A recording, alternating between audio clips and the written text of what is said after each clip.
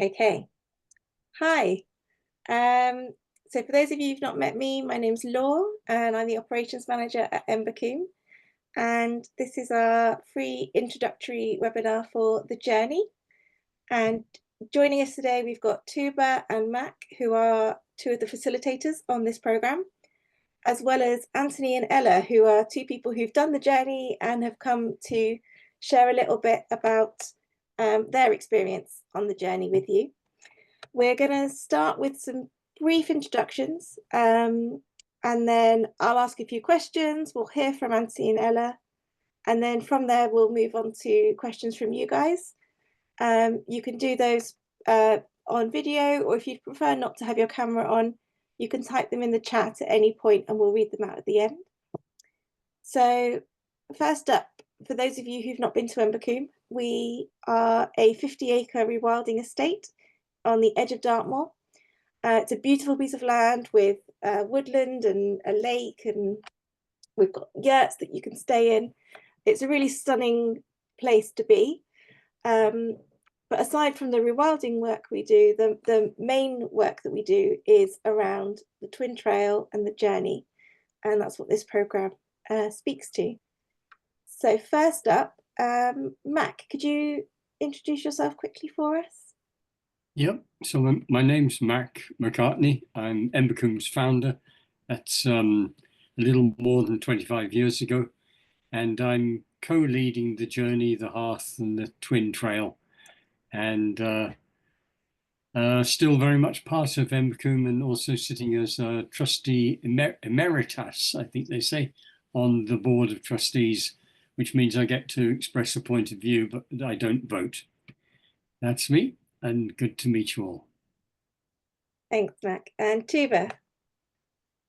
Hi, everyone. My name is Tugba. G is a bit confusing, but it is silent.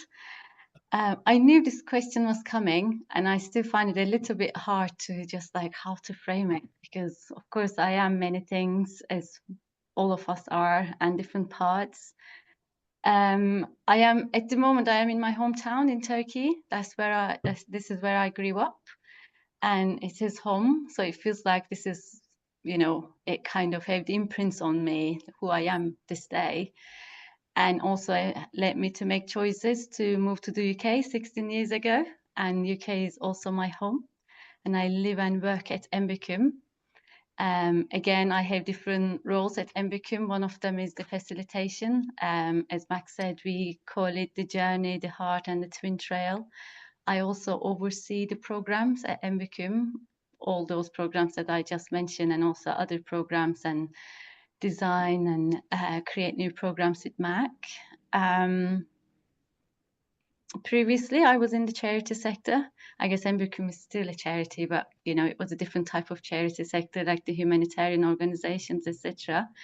And then I realized that from my personal experiences, I wanted to delve more into, breath work and embodiment, because I was already moving a lot, but with movement, it came the embodiment and then coaching, and just combining all of those different aspects that I personally enjoyed and turned into my work, which I feel very lucky about. So that's a little bit about me. Thanks, Tugba. I've got some great questions to ask you and Mac about the programme, but before we get to that, I'd just like to go to Ant, if that's okay. If you could share with us a little bit about your experience on the journey and what you think those signing up might want to hear or need to hear. Yeah, I'm very happy to share my experience of it. Hello, everyone. My name's Ant. I did the journey in October, just gone, so fairly recent, and I arrived at Embercombe. I've got to say, I'd never done anything like that before, never been on any retreats, really nothing like that. But I arrived in a difficult place in my life. I think I was feeling very lost. I definitely lost my way with my relationships, with myself, with nature. I think all those things that were really important to me, I kind of lost my way with. I think I felt very lost. And a friend of mine who had done the journey actually the year before said, when he was doing it, he was thinking of me, and he gave me a ring and said, you know what, Ant, I think you should go and do this thing. And I would say I felt pretty skeptical about it, if I'm honest. I wasn't sure what to expect. You know, was it a cult? Was it something really odd that went on? I just didn't know. But I thought I would sign up, and once I decided I was going to sign up, I would decide I would really lean into the process and do it properly. So I arrived feeling very nervous, meeting sort of 23 other people, all of whom were looking a little bit nervous as well. And I've got to say, really quickly, I sort of settled into that, and that the way the journey is held and curated is nothing short of extraordinary as far as I'm concerned. The people that hold it and the way they've put it together, Mac, Tugba, all the other people that are involved, are just incredible, and they've created this thing which is amazing. Looking back, I mean, as I was going through the journey, I think there were times that I really loved. There were definitely lots of times that really pushed my comfort zone a lot. And I think those are the times when I really had to sort of say to myself, you know, I'm here for a reason, and I really want to lean into this, and I'm really going to do it properly. But it really pushed my edges a lot and pushed my comfort zone a lot. Looking back on that now, and I think that was really important to sort of really go for it and really lean into the process.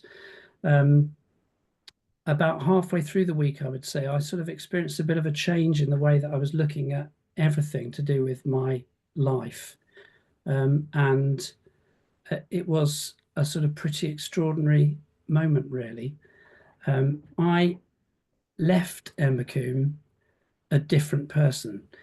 I said that I wanted to reconnect with myself, and I wanted to reconnect with nature in the way that I had when I was a boy. I used to love sitting in trees and just being in nature, and I'd lost all of that. And I think as a result of that, I kind of lost connection with who I really was. And I think as a result of having done the journey, for me, I left as a completely different person,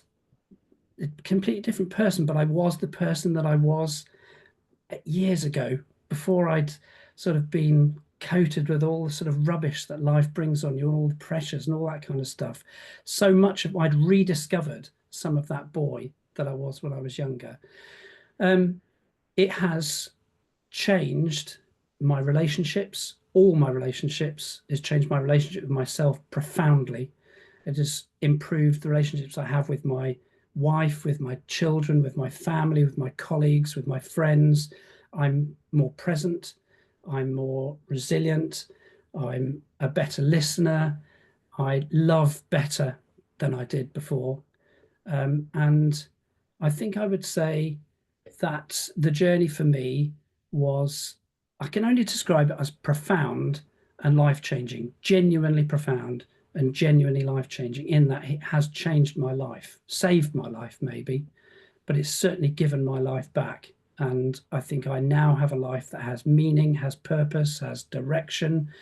There are things, and I tell you what, actually, since I finished the journey, it's weird this, but things have really started like happening.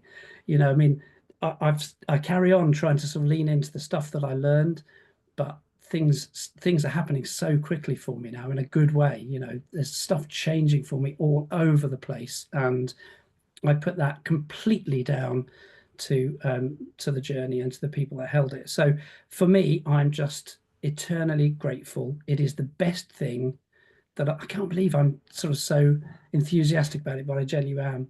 It's the best thing I've ever done. And I mean that. It's the best thing I've ever done for myself. Profound, completely life-changing. I think that says it. That describes it. I mean, I'm happy to go into more of my experience, but you know, in a summary, I would say that's where I am. It's extraordinary. Brilliant. Thank you so much, Ant, for coming and joining us and giving Yeah, the time to share that. And I think you're not unique. I would say the same thing about my time on the journey, profound and life-changing. So thank you. So what we're going to do, we're going to quickly go back to Mac and Tugba for some questions, if that's okay, just to get the basics of what we think people might need to know. And then we'll speak to Ella. And then again, any questions, just pop them in the chat if they come to you while we're talking, and we'll bring them up at the end. So firstly, Mac, I think let's go back to the beginning. Why did you create the journey 15 years ago? And why do you think it's still relevant today? So in my own journey and exploration around how this life could be the life that I'd dreamt and longed for it to be when I was little, and not the disappointment that it sometimes felt like it might become. I went on a journey looking for people who could teach me, and I went through all kinds of different stages, but the most profound turning point really was when I made the observation and then the decision to try and find Indigenous people who would teach me. And after a lot of searching and some heartache and whatever, I eventually found these people. And over a 20-year period, I was learning from them. That was not living in the States for 20 years, but that was sort of toing and froing. And during that period of time, one of my clients, because I had a leadership development company at the time, did very well and sold their company to Warren Buffett, and and said they wanted to thank me. I said, well, that would be lovely, but you have paid me well, so I don't really need thanking beyond that. But he said, no, we'd like to, and do you have a dream? And so I did, because in my early 20s, I'd had an extraordinary experience where I'd seen a valley, and in this valley, people would come and there'd be a lot of laughter and a lot of crying, a lot of sometimes getting angry. There'd be deep conversation. There would be all kinds of things taking place, very normal, ordinary human things. And people would leave somehow reconnected to their lives and their dreams, and the knowledge that all of us have been born during an extraordinary time in our species' history and the history of our Earth, really, and that we all have a part to play, both in seeking our own happiness and wholeness, but also in contributing our gifts. So at a certain point when, and David then answered, well, your dream sounds wonderful. What do you need? I said, I need the valley. So he wrote the check that bought 50 acres of Devon and gave it to me, and I put it into a charitable charity status. And that was 27 years ago. At that time, then came the question, what could I do? What could I offer that would in some way synthesize and bring together the threads of what had been shared with me in a way that would be accessible to people and in a much shorter frame of time, that would be sufficiently powerful, strong, but also kind and generous and respectful, that I could offer, that we could offer, this valley could offer. And that became the journey and subsequent programs linked to that. And that's where it began. And it's remarkable how similar in many ways it is to how it was when it was first created. But having said that as well, it's been refined and polished through the input of a variety of people in the past and those in the present now, to bring us to something now that I think is as alive as it was when we first began. It is vibrantly alive. All of us who are involved in the delivery of it love the fact that we're part of that team, and deeply appreciative of those people that have come. And obviously, when we hear someone like Ant speak as he did, just the knowledge that we've somehow seemed to have successfully created something that is still having real impact on lives and to the benefit of our Earth as well, and all other species. Thanks, Mac. That's really helpful. Tugba, can I come to you next and ask, what can people who are signing up expect, both on the programme and afterwards? What can they expect when they sign up for the journey? Thanks, Laura. Well, I try my best because it's we don't reveal the content, it can be a little bit tricky about giving specific examples. However, I would say the journey, as we caption it, like a 6-day immersive experience, and there are lots of dimensions and sides to it. And we work with the mind and body and spirit and emotion. So that's why that's also why it feels so immersive to me. It's really holistic in that sense. We don't just dive in immediately when people come on the first day. We just invite them to arrive, because we know that physically arriving to Embercombe doesn't mean that one arrives them fully. So we give that time and don't really get into any group activities and say, just land here smoothly, introduce yourself to the land, perhaps at Embercombe, spend some time, and don't get involved with the human family, but just look at the trees, meet the more than human, and also, connect with what you're calling, what brought you here, why are you here. So there's that expansive time to span and to land. And then later on we say, now it is time to meet the human family, and then we start there, which then turns into a big, bonded community. And then from the second day and onwards, then we go into this rhythm, and it's the same rhythm every day. And it is like if you listen carefully, we almost say that you can hear the beat going, like a drum beat. There are different activities and ceremonies and invitations every day, but the rhythm is the same. We are just moving together. And I say invitation, I think it is another thing to expect on the journey. It is very important for us because everything is an invitation. Hopefully, of course, we try our best to create an, space and held it well, so that you can make that choice for yourself, what is good for you, and if you like to take that invitation. And it comes to the choice.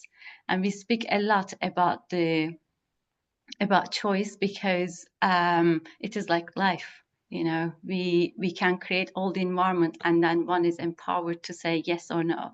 And in fact, that empowerment, again, how we work is creating that kind of space among us, so that everyone gets that sense of empowerment if they really lean into the program. And on the journey has got, of course, really strong elements of healing and transformation. And, we tend our wounds and we go really deep. And it is also, and it is very important for us, it is a call for action. So we look like what is ours to do. And some of you might have already seen the questions we put on the web page, 3 questions, which is, what is it that I most deeply and profoundly love? And then we go into, from that place, look into get in a sense of, or discover our gifts that we possess, our unique gifts. We may or may not be aware, but the things that we have been gifted, and how we can share and gift it to the rest of the world. And in that sense, then comes the responsibility. And that the responsibility, our deepest and most profound responsibility, is the responsibility for ourselves and others, the people who are close to us, the people who live across the world and are on Earth, other species, and everything and everyone in existence. So it is really, we ask important questions, and there is a big inquiry. I would say the journey is an inquiry around those questions, so that we can live a more fulfilling life. So in summary, you can expect lots of surprises, and sometimes they're really lovely surprises, and sometimes, as Anne said, there can be, invite you to find your edges, really, but ultimately for you to become more whole within yourself. So that is during the program. And before the program, we already start the processes. We send information beforehand, and also a preparation form, which really helps you to come to why you're coming on the journey, what is calling you. And then afterwards, we we are not trying to create a big bonded community. We are really not trying much. It's just happening naturally. And what we do is then help with a platform for people to connect, let's say on this case on WhatsApp, and we put people into different groups like body work, like a buddies, peer-to-peer support, let me put it that way. And we also are lucky to have a pool of coaches who support the journey participants afterwards. And I think one of the most important elements of the journey is the back row. So the back row is the people who've done the journey and they come back and, you know, experience the journey from a different point of view and also be in service. So it is a very profound experience in itself. And Ella is here who will speak later. She's done it twice and she might, you might even speak to that. But the back row is also a really helpful process in integration after doing your journey, coming back and being in service and then reminding yourself and walking on your own footsteps. Anyway, Embercombe is always here as well, so it helps with always help with the integration if people choose to come back. I'm going to leave it there for now. I don't know if Mac, you got anything else to add? Perhaps only that, you know, it's been mentioned a few times, but invitation.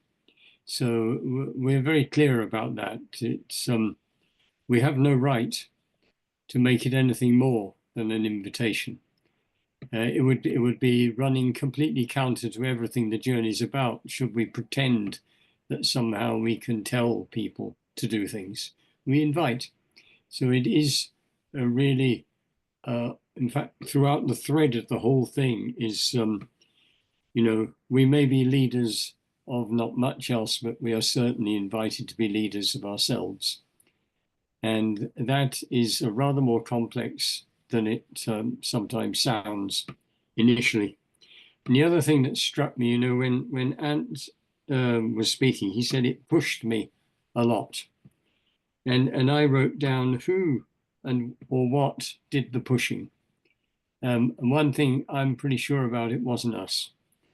You know, it's not what we do. We don't push people around or shove or somehow do that. We create space, create invitation, and it seems to be that the largest majority of people choose to step into and in that sense push themselves.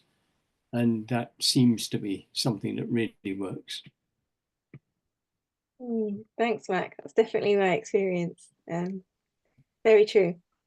Can I also ask you, Mac, something that Anne mentioned about the impact of it? Why do you feel the journey is so impactful compared to maybe other programs that are out there? Okay, well, though I say it myself, we do our utmost to just bring you something that's real, genuine, and authentic. There's no pretense involved. There's no seeking to impress and hoping somehow that you know, there's no looking up to. It's just saying, it's just trying to share something. And I would say that we do that from the seek to do it from the best part of ourselves, the piece that knows and recognizes that we are family and we belong to each other. And that, and when I say to each other, I don't only mean our human family, but life really. And there are so many stories in our current society that take us away from our hearts, take us away from the truth of who we are, or call different parts of ourselves somehow unacceptable and not wanted. And I think that something that happens in the journey for many, many people is that they hear the song that might have been alive for them when they were little, calling them home to being more truly and deeply themselves. And I understand that's a sort of poetic way of putting it, and it may even feel fanciful, but it's something like that that happens. And there is, it's never to say that somehow people don't have to make an effort. They have to really want whatever change it is. But I think that life wants that as well. So when we make ourselves available and realize that most of the things we find frightening, as we step into them, they dissolve and dissipate. And we suddenly find that, contrary to feeling somehow more vulnerable and weak and incapacitated, we actually become more joyful, more vigorous, more strong. And that's a good feeling. Thank you, Mac.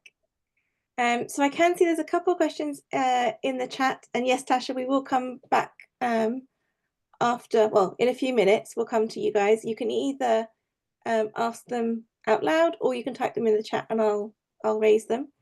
But before we get to that, I just wanted to bring in Ella, who, as Tugba mentioned, she did the journey. I was actually there to witness her journey, and it was a real honour to see her throughout the week. And who's also been back to back row a couple of times. So Ella, over to you just to share a little bit about your experience with the journey. Yeah, thank you, Laura. Hi, Tasha, friend of mine.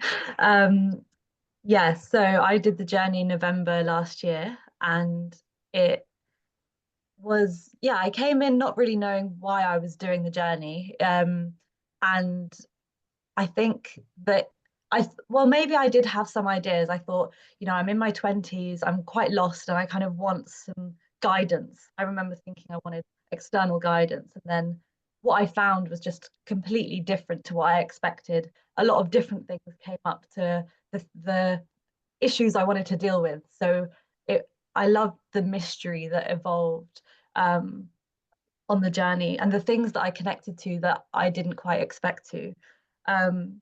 So since, I mean, it was a whirlwind of a week. I mean, Tugba's being honest when she says that it's really deep work. I think it was like intense. And yes, so that's not always a pleasurable experience. A lot of it was deeply, deeply pleasurable. But it did feel like a huge opening and very cathartic.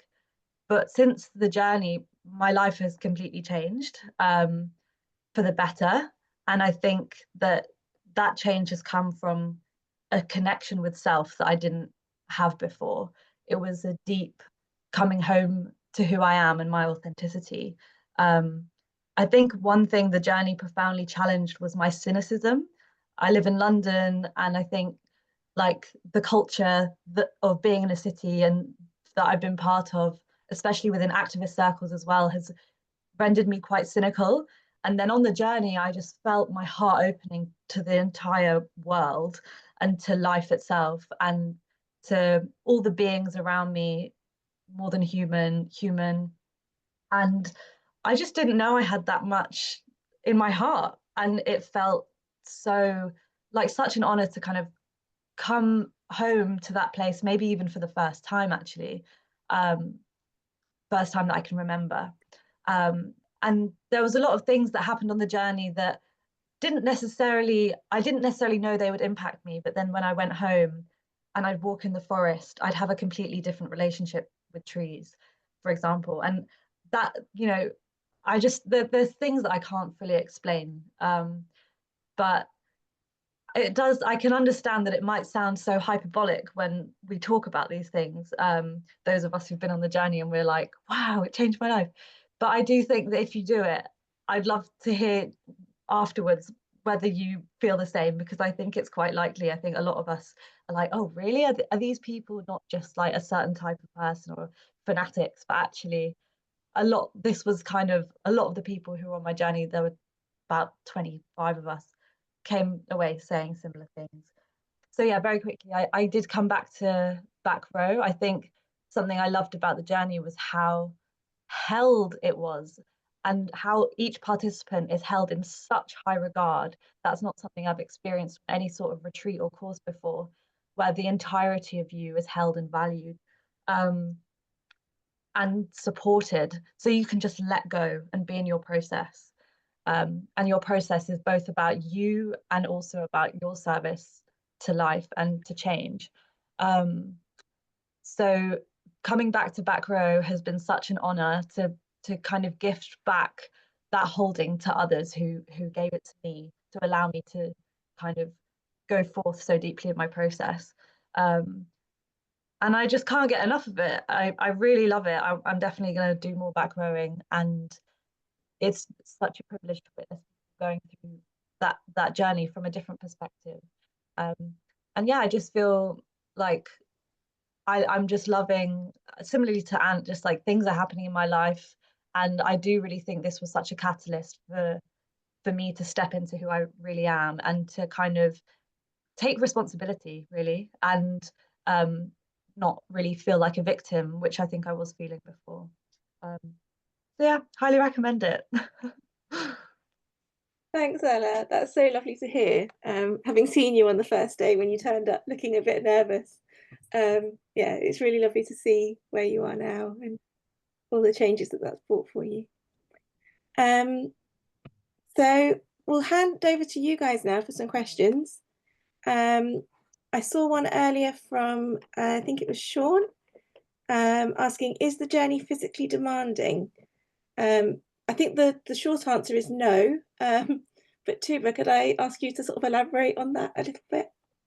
Yes, of course. No, you don't need to be in a, any form of physical fitness level or etc. There is walking on the, on the side as much as you're able to.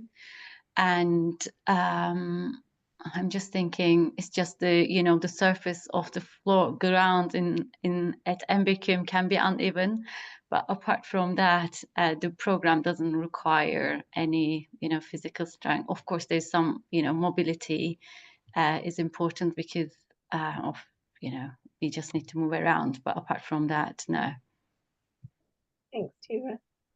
And I just wanted to note that Ellie's mentioned that she's had to go because her internet's bad, but that her partner recently did it, and it's also been really profound for them. So this is a common theme for people who have done it. Tasha, you mentioned that you wanted to speak a couple of questions on camera. Thanks. Yeah, I just was trying to type and then it was not coming out right, so I thought it'd be easier to just say.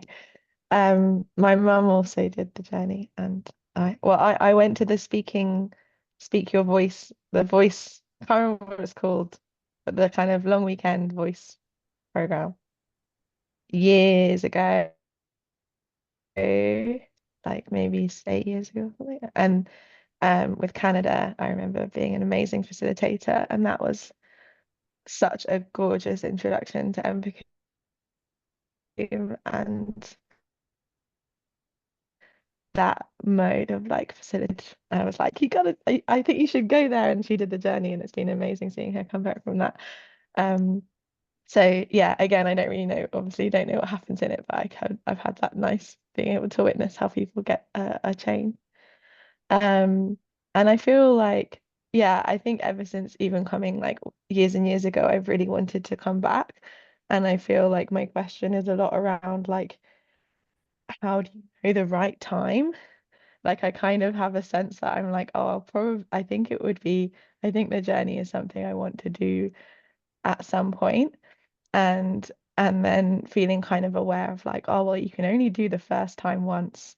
So even if you can come back row, like, how do I know that like this spring is the one, or this year or something? And I think some confusion, some things that are playing in my mind around that question is like, do I need to have the do I need to have the context where I can like immediately action things? Like, do I need to, if I come out and I'm like, I need to quit my job, like, do I want to make sure I'm in a position where that can happen?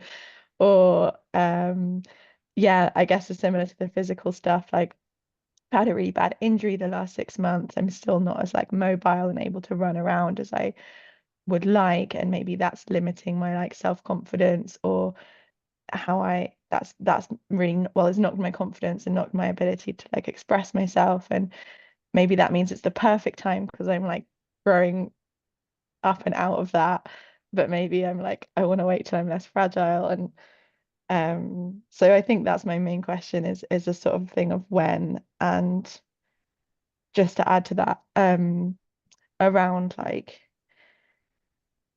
yeah, I guess I have a little bit of fear of like, oh, I feel I actually, in terms of my like career and my relationships and stuff, I feel like in a generally quite good place. And but also a sense of like it could be what am I gonna find? Is it gonna is like I could kind of I think I could quite happily kind of muddle through the next few years of my life on a similar track to how I am now, and nothing would be too bad. But or I could be like, let's go deep. But I feel the risk of like, is that gonna fuck shit up? I'm gonna have to let a lot of things go. So those are all my questions. Oh, thanks, Tasha. Mac or Tuba, are either of you jumping to answer that one? Well, I share my point of view, and then Mac can do his as well, and we may contradict, but that's fine. Thank you so much, Tasha, for voicing a few questions actually, and I'm sure quite a few people, would be sitting with those questions. And I know there are like a bunch of us here, but there are so many other people who sign up for the webinar as well. So it is really important to voice those questions. The first thing that came to my mind when you said it is like, I'm like, life is so short. For any delay, if there is any calling, why would you delay it? That is in some ways personal. It is my motto as well. If it is there, I like to follow it. And I would say the journey is not necessarily about, we talk about change, and it is, change in different forms, but it doesn't mean, but it might, that everything drastically will change in your life.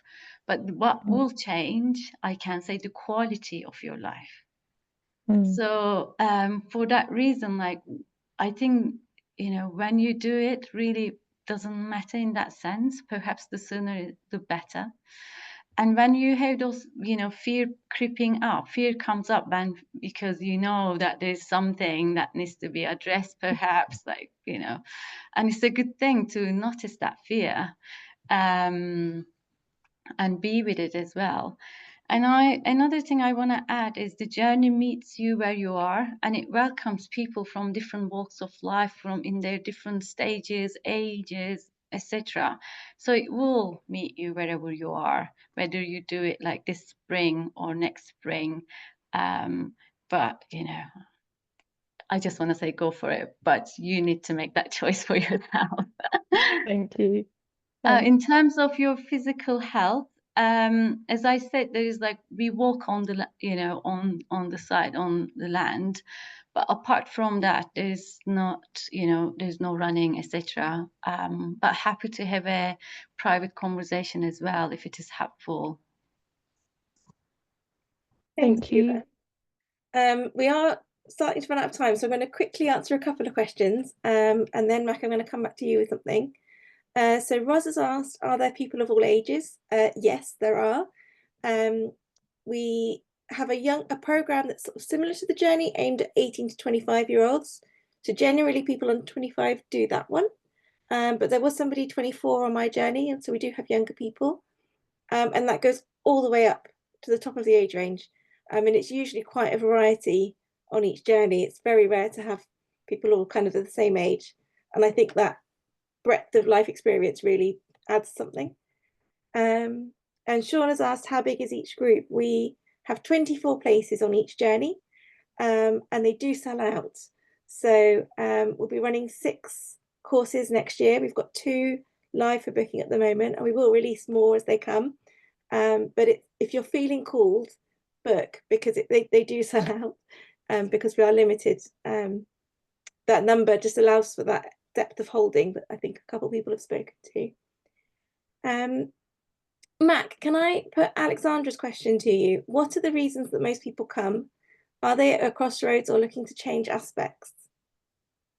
Yeah, every kind of reason that you could possibly imagine, I would say.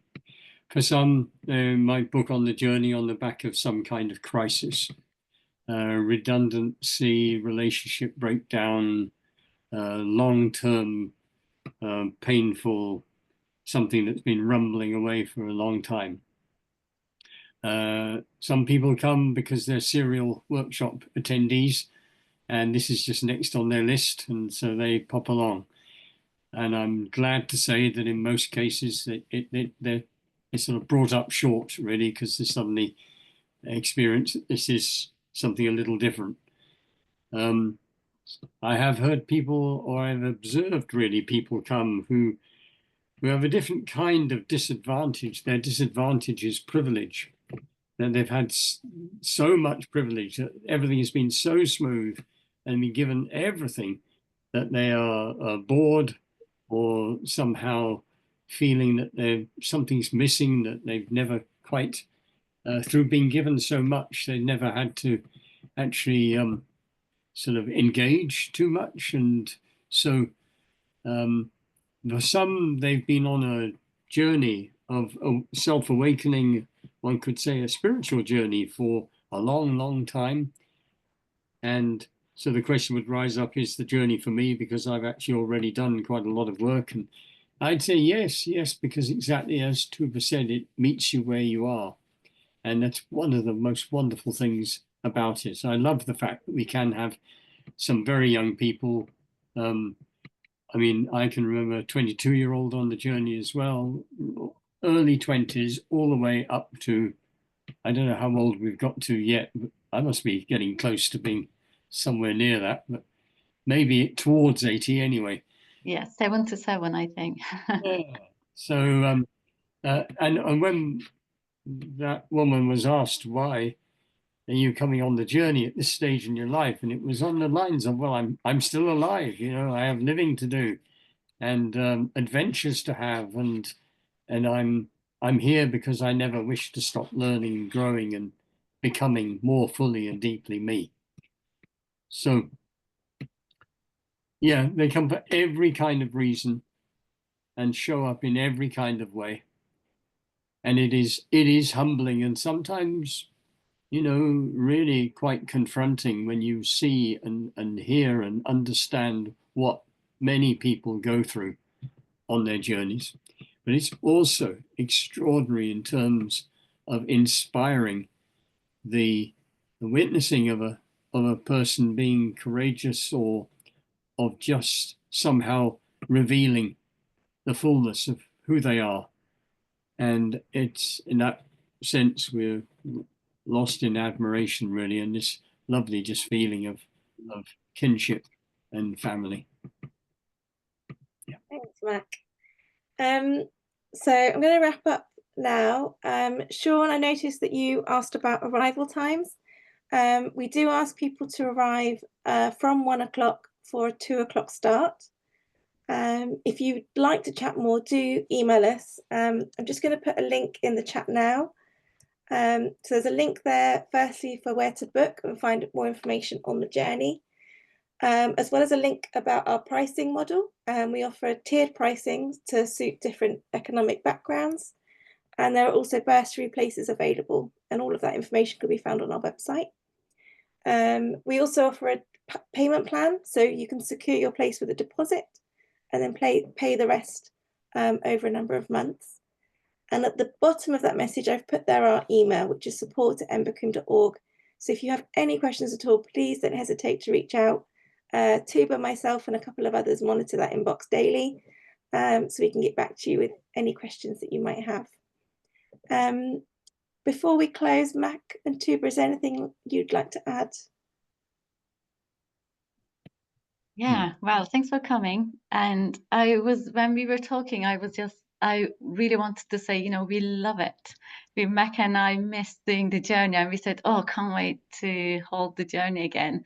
So I hope you come and we continue to do this work together and we touch each other's lives, really. Yeah, go well. I'm just trying to think, is there anything else that I'd like to share? Perhaps one thing. People sometimes imagine that somehow, you know, should I come in the spring, the summer, the autumn? winter, you know? What if it's raining all week, or what if it's whatever, you know? And honestly, I think we would all say it just doesn't make any difference at all. It's like somehow or other, it just becomes the world and the way the world is. And it, you know, whether the wood burners are on and we're cozying up by the fire because the wind's howling outside and it's cold, you know, or whether the sun is splashed all over the valley and full of bird song and whatever, somehow it doesn't make too much difference, really. What really, the only thing I would say to anyone coming is, I would say almost all, if not all, people will arrive with some degree of nervousness because you don't quite know what it is you're stepping into. But you will be met, as the people always are met, fully with respect and with care, and wishing nothing but the best for each of those people. And there's, you know, the word cult was mentioned. There's nothing to join. There's nothing is, you're not told the way anything is. You're encouraged in your own questioning. And I think if anything, it's the hand of friendship that's being offered, not much more. Yeah, so I had that same worry before I did my journey. I thought I was going to join a cult, or I was worried I was going to join a cult. So I was very relieved when I turned up and found some very normal looking, friendly people. Yeah. So thank you everybody for coming and for taking time out of your day. Thanks especially to Ant and Ella for joining us and sharing your experiences. It's been lovely to hear from you. And Tugba all the way from Turkey. Thank you, and Mac. And yes, so we're going to close it there, and please do email us if you have any questions, and otherwise do sign up, and we'd love to see you soon in the Valley. Okay, bye everyone.